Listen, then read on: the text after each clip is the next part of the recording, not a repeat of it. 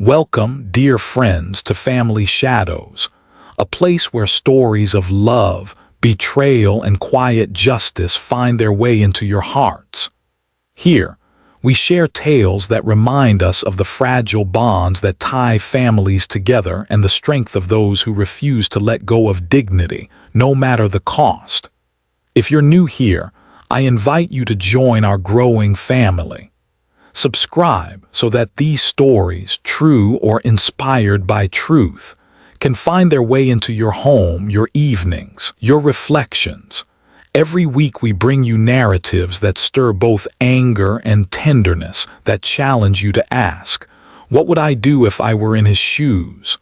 And tonight's story bears a title that almost feels impossible to imagine, and yet it unfolded in the quiet suburbs of America. Tonight's story is titled, "My son-in-law broke my arm after I refused to give my daughter $2 million lottery." Now, let us step into Chapter 1. Robert Miller never thought much about luck. He believed in wood, in the sturdy sound of hammer against nail, in the long patience it took to plane a beam until it fit just right. He had spent nearly 40 years as a carpenter in a small Michigan town, raising his daughter Emily with hands roughened by splinters, and a heart softened by love for his late wife, Margaret. When Margaret passed 10 years ago, Robert folded into himself like a house left unpainted in winter. He spoke less, smiled less, but he never stopped working with wood.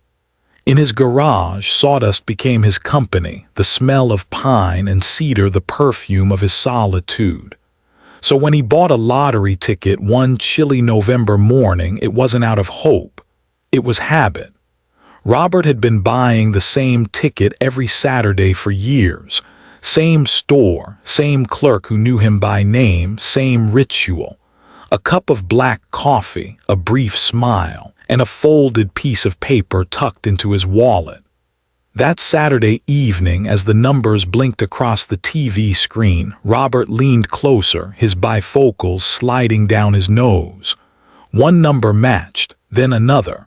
His heart tapped against his ribs like a hammer strike. By the time all 6 were called, he was staring at a miracle, $2 million. He sat back in his old recliner, breathless.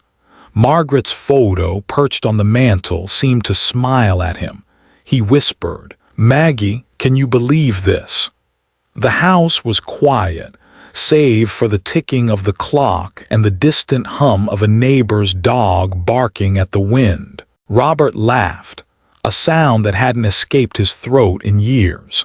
He laughed until tears blurred his eyes. For a man who had lived simply, who patched his own roof, who drove a rusted Ford pickup, who wore jackets until the elbows thinned, $2 million felt unreal. It was more than retirement money. It was freedom.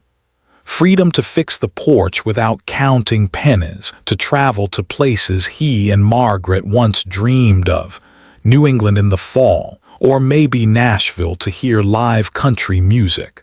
But beneath that joy was something deeper, the chance to do right by Emily. Robert's thoughts wandered back to the early years. Emily at 5, holding Margaret's hand, her blonde hair bouncing in the sun. Her laughter as she helped Robert nail together a crooked birdhouse. Her teenage years when she slammed doors but always returned to kiss her mother goodnight. He remembered Margaret whispering on her deathbed, "Take care of Emily, even if she pushes you away. Love her enough for both of us." And Robert had tried.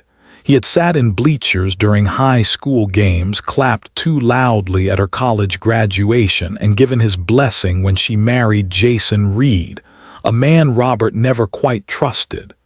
Jason had the kind of smile that showed teeth but not sincerity. A salesman's smile, polished but hollow. Still, Robert kept quiet for Emily's sake. He wanted her happiness more than his own comfort. Now, with $2 million in his hand, he thought, maybe I can finally give her security. Maybe this is my chance to make life easier for her. The next morning, Robert drove to his favorite diner, a little place called Lou's, where the waitress poured coffee without asking and knew his order by heart. He sat by the window, unfolded the newspaper, and let the secret glow inside him. He wanted to tell someone. He wanted to tell everyone. But more than anyone, he wanted to tell Margaret. He could almost hear her voice. Don't let the money change who you are, Robert. You've always been rich in the things that matter. Still, as he stared at his reflection in the diner's glass, Robert saw a man who hadn't felt this alive in a decade. His back was still bent, his hair still gray, but there was a spark in his eyes. When he finished his eggs, he left a $20 bill on the counter, a generous tip that made the waitress call after him. "Mr. Miller, are you sure?" He just smiled. "I'm sure." That afternoon, Robert dialed Emily. "Hey, sweetheart," he said, his voice light. "How about you and Jason come over for dinner tonight? I've got something to share."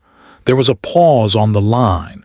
Then Emily's voice rushed and distracted. "Dad, Jason's been busy, maybe tomorrow."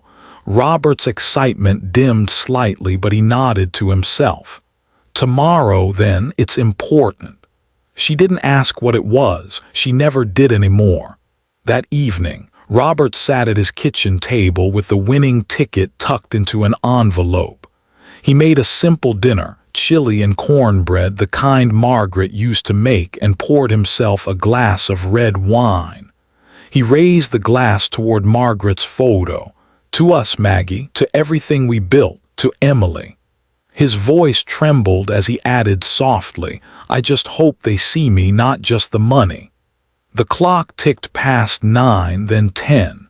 The house remained quiet. Robert folded the envelope back into his shirt pocket. He stared at his hands, at the veins that ran like rivers under thin skin, at the knuckles swollen from years of work.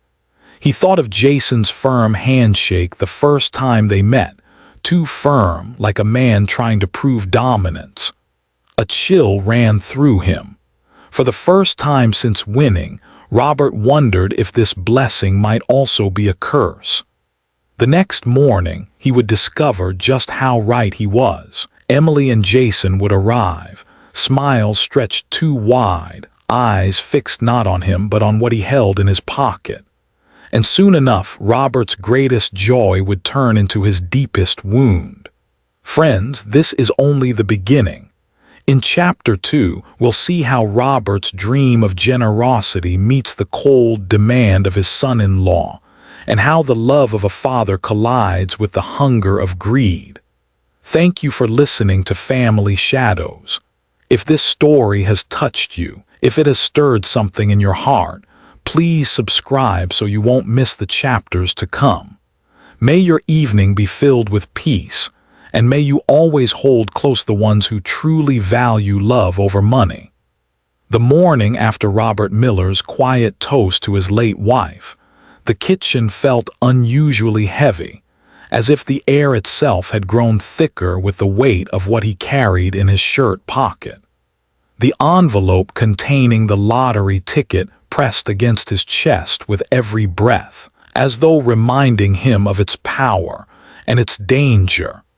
By noon, the familiar rumble of Emily's SUV came up the driveway. Robert stood at the window, his hand resting on the sill, and saw his daughter step out first. Emily's hair was pulled back tightly, her sunglasses covering half her face though the Michigan sun was faint.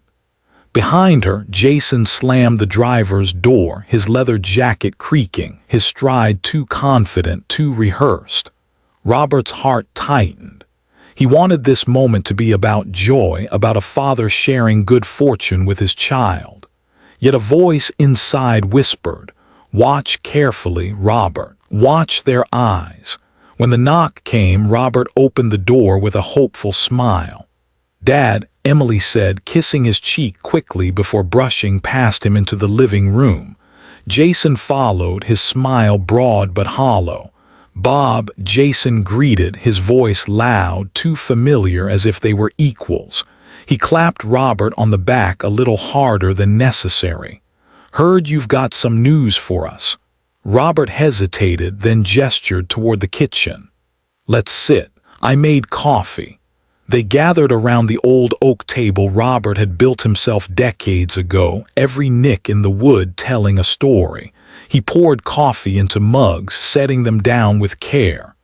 Jason wrapped his large hands around his cup, but his eyes never left Robert's shirt pocket. Robert cleared his throat. "I wanted to share something important. Yesterday I found out I won the lottery."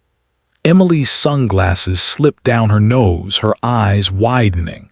"The lottery, $2 million, Robert said softly, almost apologetically, as if ashamed of such luck.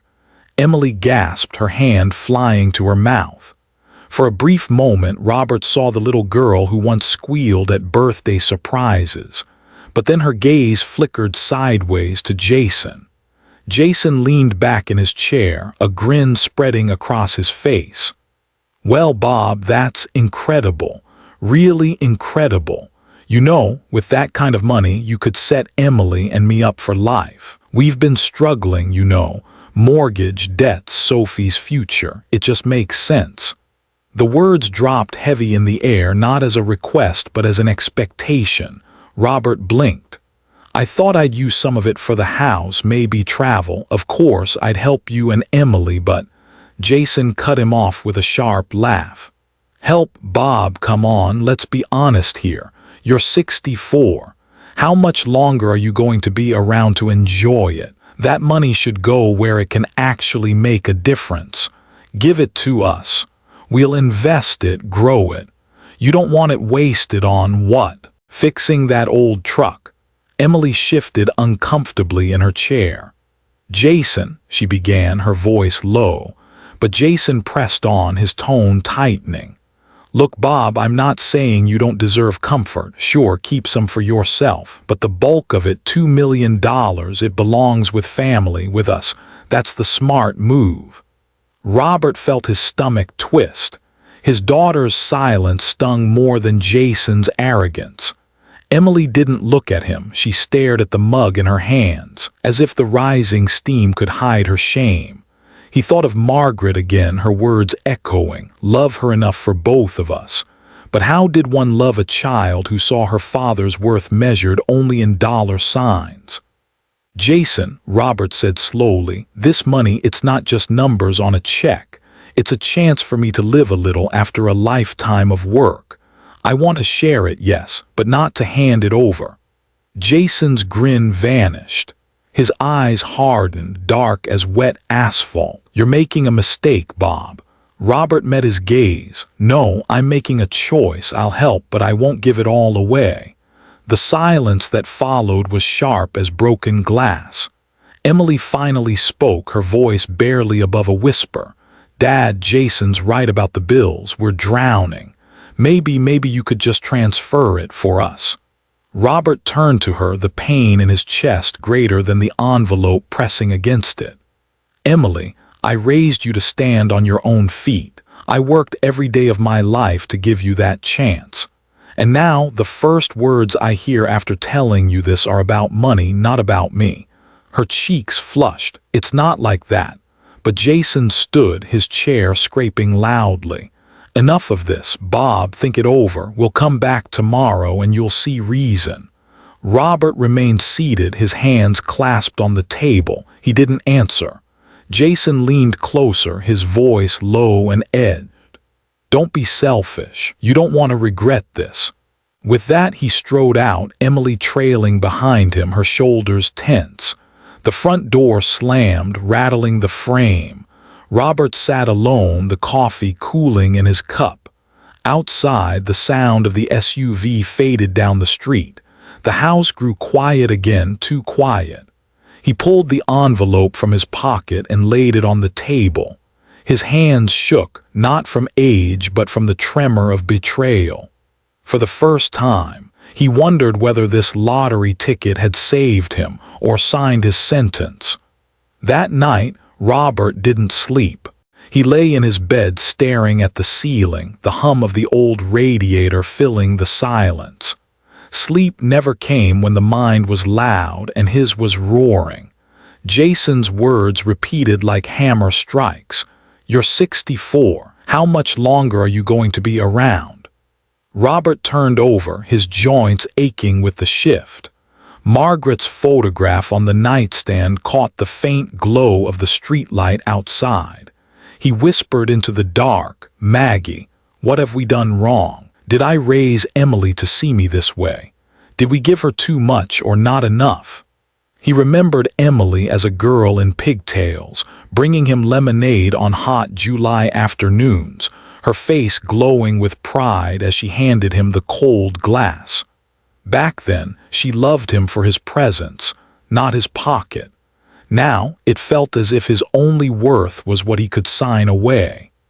The following morning, Robert sat at the same oak table where the confrontation had happened. He brewed a fresh pot of coffee, though he barely touched it. The house was still, but Robert felt the tension of anticipation, like a storm cloud hanging just beyond the horizon. By early afternoon, the sound of tires crunching on gravel announced their return. Jason and Emily entered without knocking this time. Jason's confidence filled the doorway before his body did. "Bob," Jason said, his voice clipped. "We thought you'd have had some time to think. So, are we doing this the easy way?" Robert's chest tightened. He looked at Emily first, hoping for softness, some spark of the daughter he had raised, but she stood beside her husband, her eyes downcast. "Emily," he said gently, "before I answer Jason, I want to ask you something. Look at me." Reluctantly, she raised her eyes. "When did I stop being your father?" Robert asked, his voice breaking, "and become just a bank account? When did you stop seeing me as the man who built your first crib, who patched your bike tires, who sat through every school play, no matter how small your part was?" Emily's lips trembled, but no words came. Jason groaned impatiently. "This isn't about feelings, Bob. This is about security, money, future. You've had your life. Now it's time to pass the torch." Robert straightened his back. Though his body was worn, his eyes held the steel of a man who had spent his life standing tall in storms. "No," Robert said firmly. Jason blinked. "What?" "I said no. I'll share, yes. I'll help, yes. But I will not hand it all over. This money is not yours. It is not Emily's. It is mine, and I will decide how it's used." The room stilled. The ticking clock on the wall sounded louder than their breaths. Jason's jaw tightened, his hands curled into fists on the table. "Bob, don't play games with me." "This isn't a game," Robert replied. "This is my life, and I won't let you rob me of the years I still have." Emily finally spoke, her voice a whisper. "Dad, please don't make this harder." Robert turned to her, his heart aching. "Emily, I'd give my life for you, but not like this. Not by surrendering my dignity, not by being bullied in my own home." Jason slammed his palm against the table, making the mugs rattle. "You're making a mistake you'll regret." Robert stood, his hand pressed against the edge of the table for balance. "Better to regret keeping my soul than to lose it handing everything to a man who's never lifted a finger for me." Jason's face flushed red, his chest rising with restrained fury. For a moment, Robert thought he might lunge at him right there, but Jason forced a smile, sharp and cold. "Fine, keep playing stubborn old man, but don't think this is over." He grabbed Emily's arm and pulled her toward the door. Emily looked back once, her eyes glassy with tears, but she said nothing.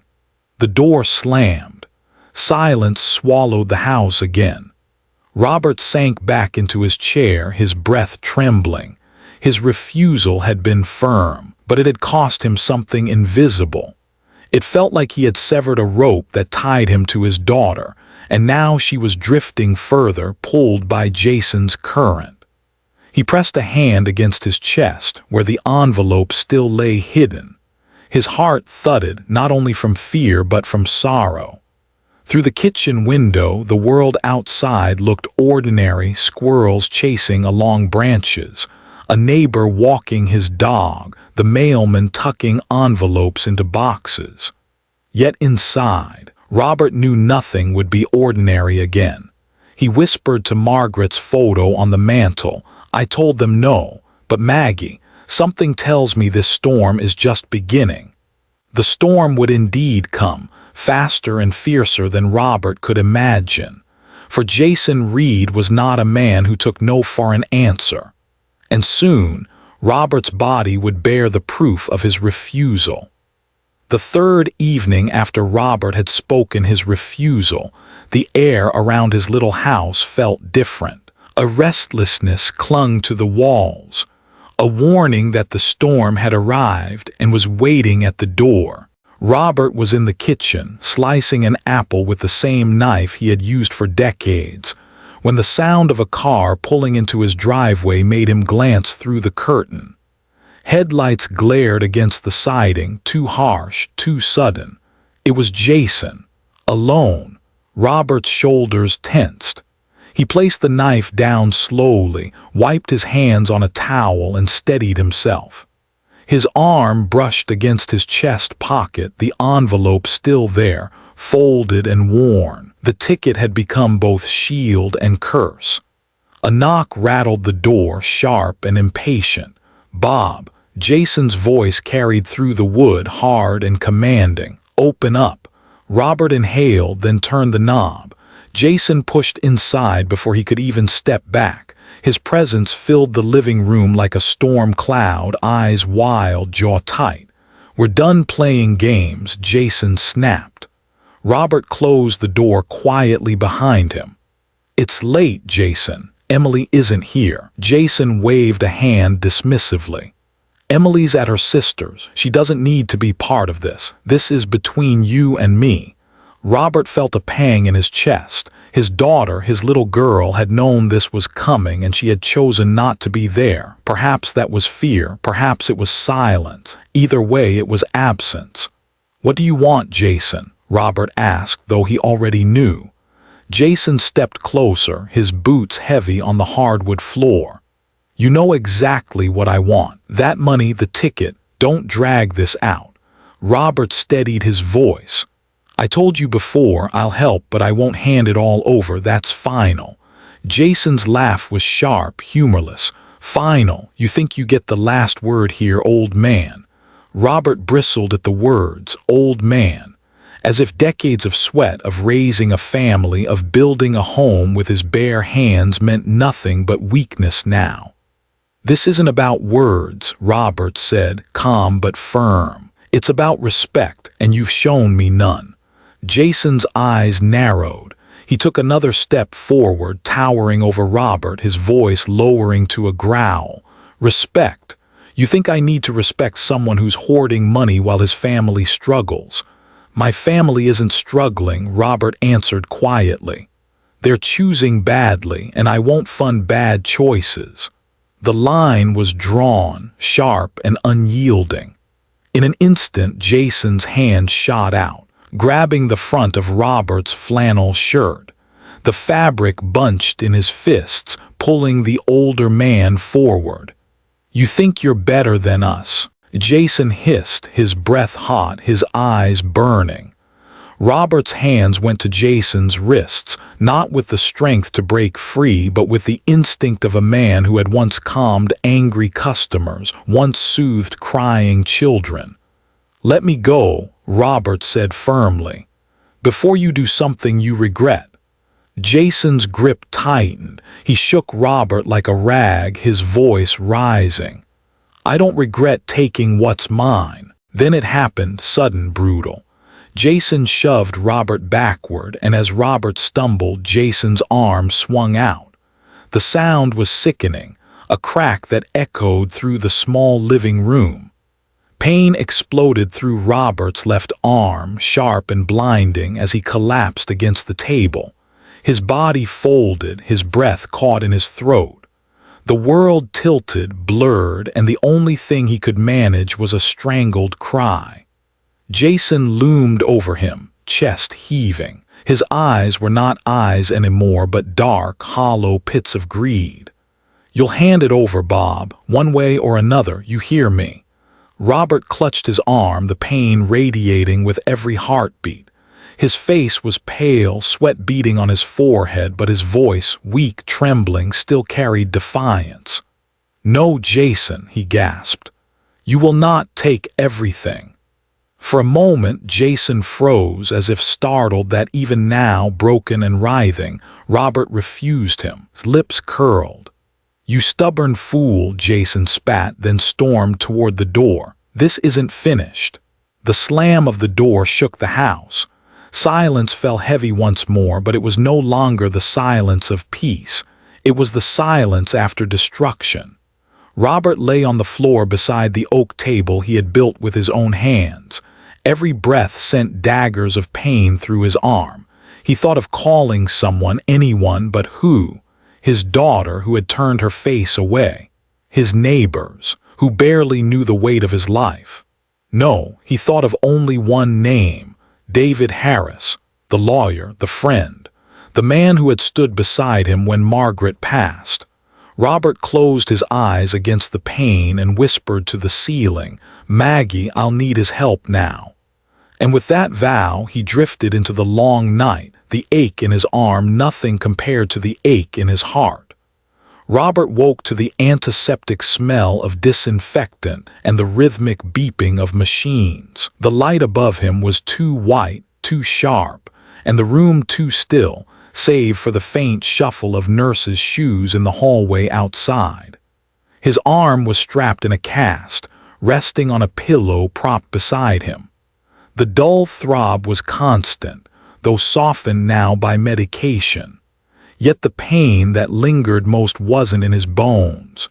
It was in the memory of Jason's voice, the hatred etched into his son-in-law's face, the cold silence of his daughter as she allowed herself to be pulled away. Robert closed his eyes, whispering again into the emptiness, "Maggie, you wouldn't believe what our girl has let into her life."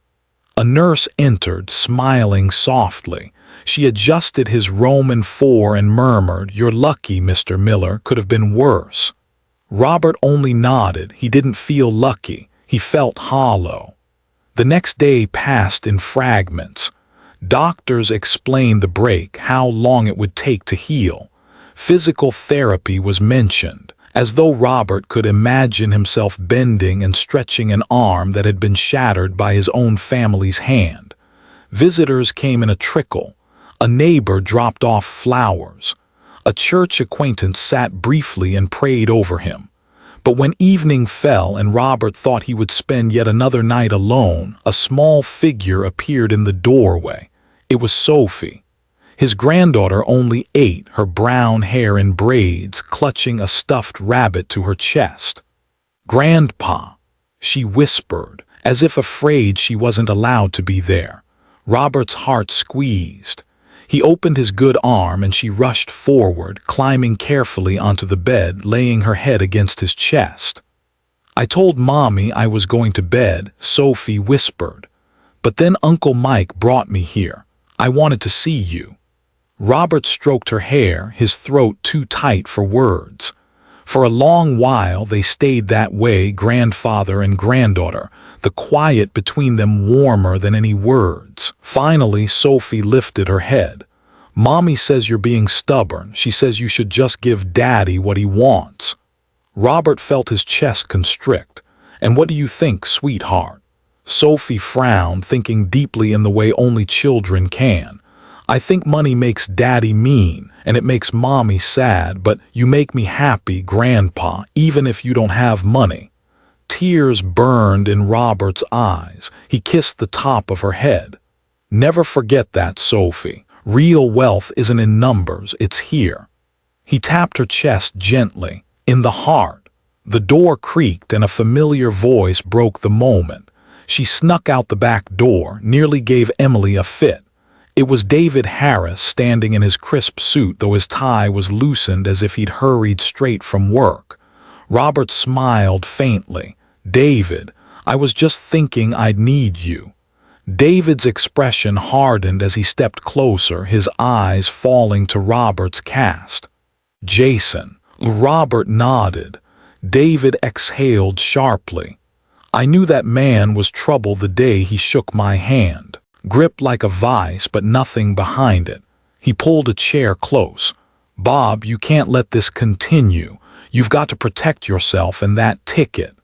Robert looked down at Sophie, who had nestled back against his side. He brushed her braid with his fingers. "It's not me I want to protect, David, it's her. She deserves better than to grow up thinking money is everything." David leaned forward, his voice low. "Then let's make sure Jason never sees a dime of it. I can set up a trust airtight.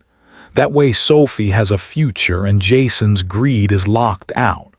Robert's lips trembled. The plan stirred something fierce inside him, not revenge, but a quiet resolve. A justice that would not shout but whisper through generations. "Yes," Robert said slowly. "Do it. Every penny goes to Sophie, not Emily, not Jason, to Sophie."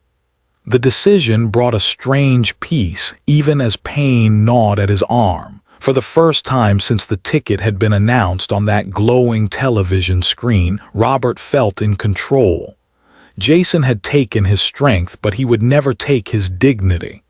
And as Sophie drifted to sleep against him, her small hand curled around his, Robert thought of Margaret again. "See, Maggie," he whispered, "I'll love her enough for both of us, and I'll protect her too." The machines beeped on.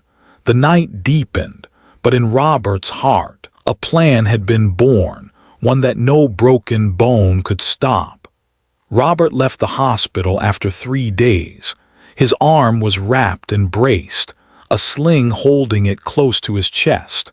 The doctors gave him instructions about therapy and painkillers, but Robert barely listened. He had one thing fixed in his mind: the plan David had outlined beside his bed. David drove him home that afternoon, the pickup rattling as it turned down Robert's familiar street. "You sure you'll be all right here alone?" David asked. Robert nodded. "I've been alone for a long time, David, but I'm not helpless." His voice carried a weight that made David glance sideways at him, realizing the truth of it. Robert wasn't helpless, he was determined. The first evening back, Robert sat in his living room, staring at the envelope on the table. The ticket inside was worn soft now, the folds permanent, the paper fragile from being handled so much. He reached for it with his good hand, ran his thumb across it.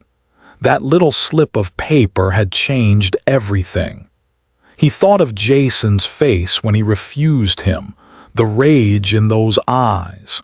He thought of Emily's silence, her refusal to meet his gaze. And he thought of Sophie, whispering that he made her happy. That was enough.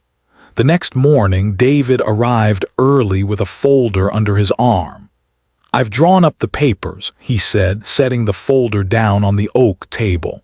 "A trust in Sophie's name, ironclad. Jason can't touch it, not Emily either unless you specify, but I suggest you don't." Robert exhaled slowly. "No, Emily made her choice when she stood by him. My loyalty now is to the child. Sophie will inherit, not because of their demands, but because she still sees me as her grandpa, not a wallet." David opened the folder.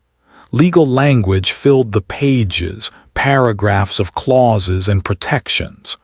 Robert listened carefully as David explained each step: how the funds would be transferred, how Sophie's future education and well-being would be secured, how the money could not be squandered by anyone else.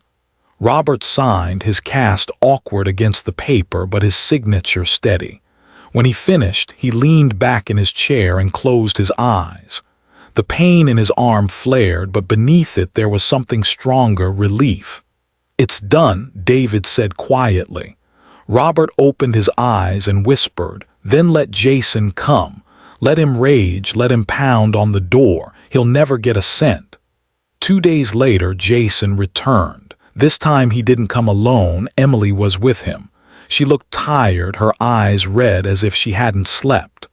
Robert opened the door slowly, bracing himself.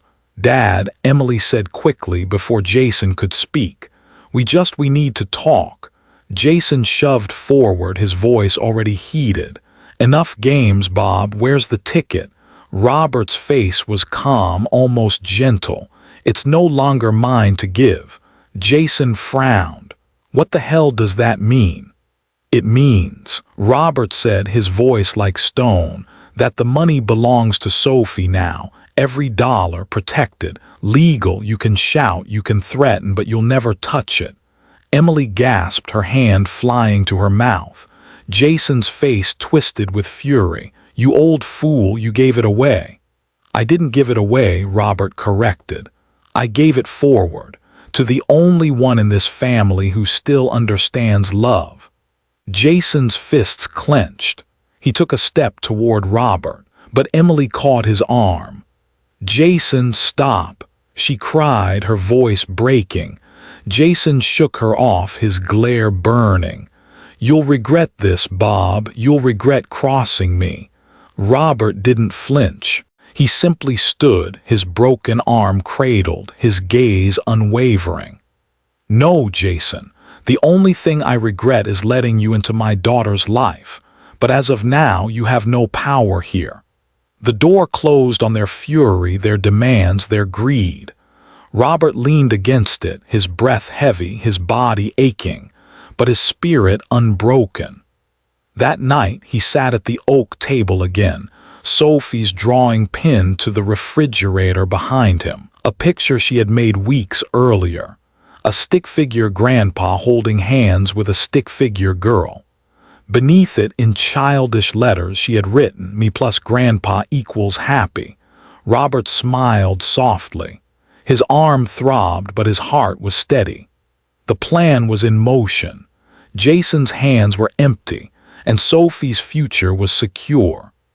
Saturday morning brought the sharp air of early winter, the kind that cut against the skin and smelled faintly of wood smoke from neighbors' chimneys. Robert sat in his living room with a blanket draped over his lap, a mug of coffee balanced carefully in his good hand. He had grown used to the ache in his arm, the way pain lived now like an unwelcome guest inside his bones.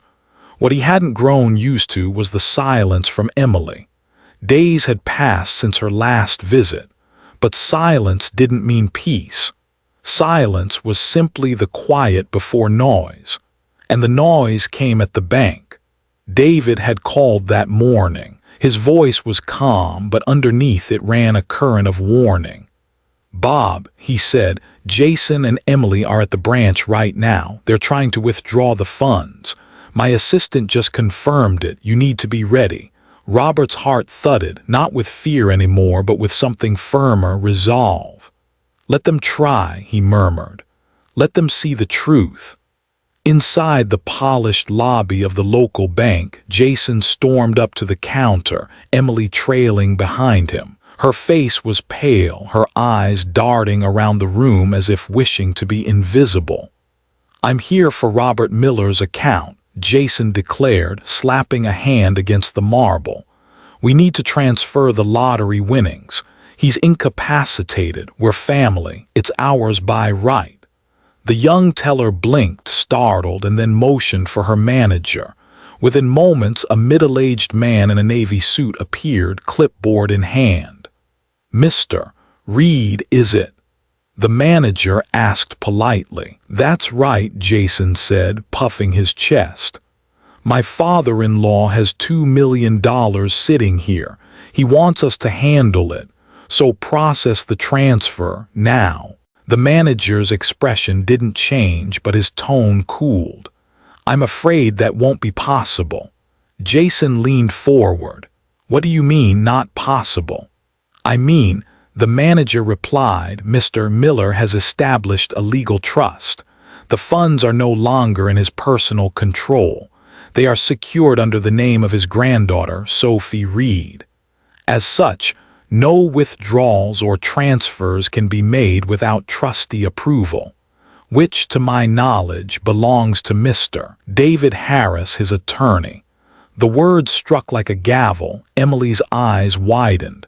Jason's jaw dropped, then snapped shut in anger. "This is outrageous," Jason shouted, his voice carrying through the lobby. A few customers turned to look.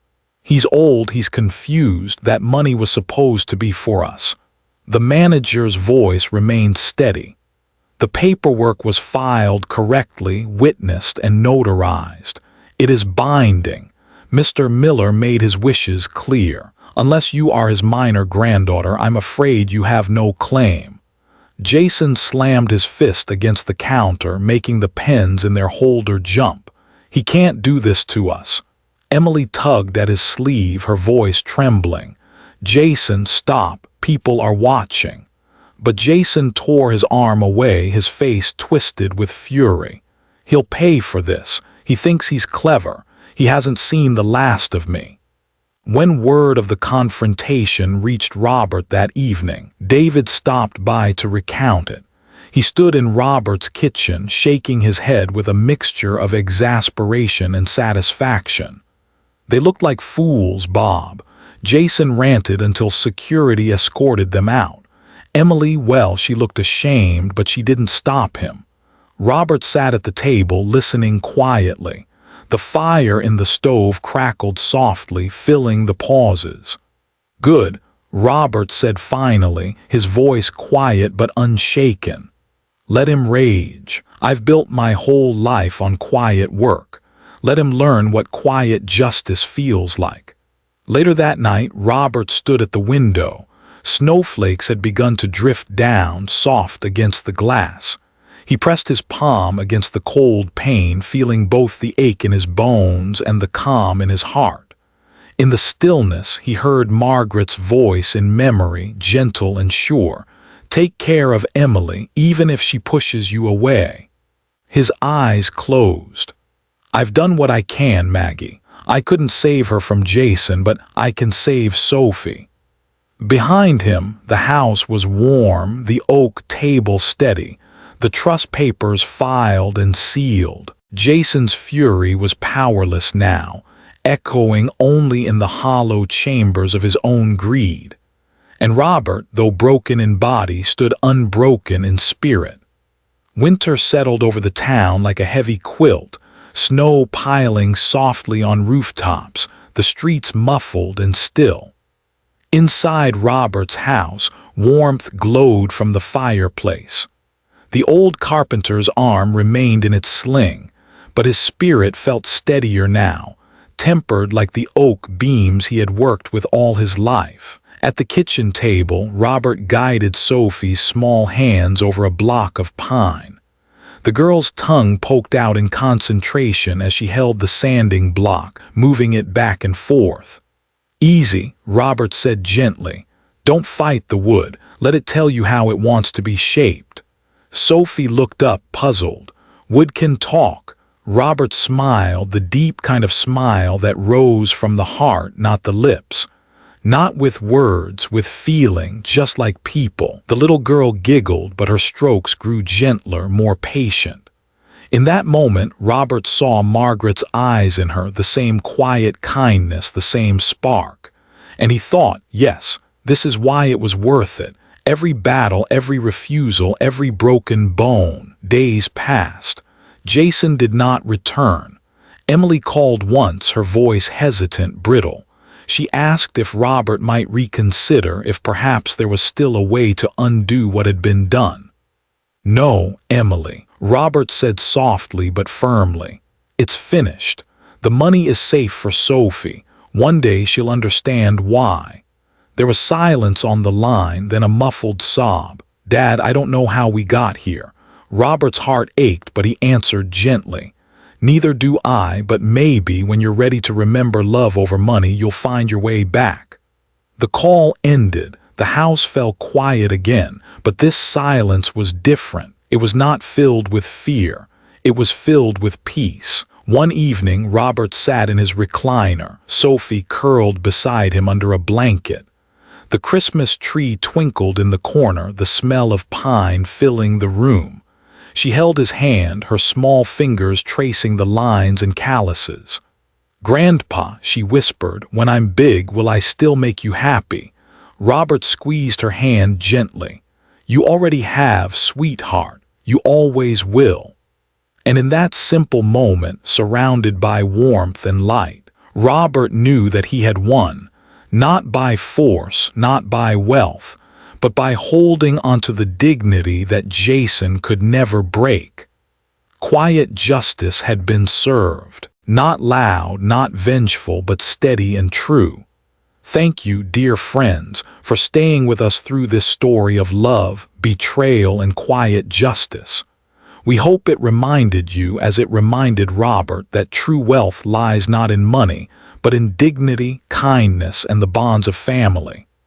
From all of us here at Family Shadows, we wish you good health, peace in your heart, and happiness with your loved ones.